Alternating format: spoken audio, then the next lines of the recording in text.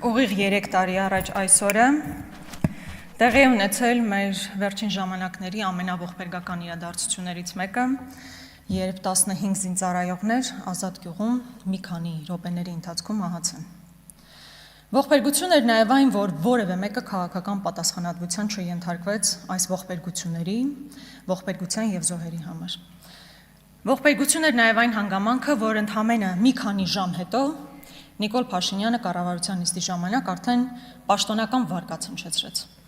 Դա դարձավ հիմնական վարկածը եւ սկսեց առաջ մղվել իրավապահ համակարգի կողմից։ Ես որոշակի շփում ունեմ նաև զոհված զինծառայողների ծնողների հետ, ովքեր վստահաբար պնդում են մանրամասներին տեղյակ լինելով, որ չէին կարող տղաները 15 պատրաստված երիտասարդ չզգային կրակը, չզգային ծուխը եւ անշարժացած մնային անկողնու վրա։ Որևէ տարբերակ չի քննարկվել, դիվերսիայի տարբերակը, որևէ ցանկացած այլ տարբերակ։ Նիկոլ Փաշինյանը մի քանի ժամ հետո կառավարության նիստում հնչեցնում է տարբերակ, վարկած եւ միայն դա է, որ առաջ է քաշում։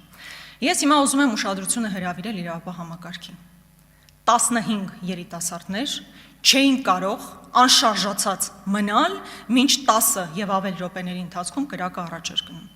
Զբաղվեք իրական արդարադատությամբ։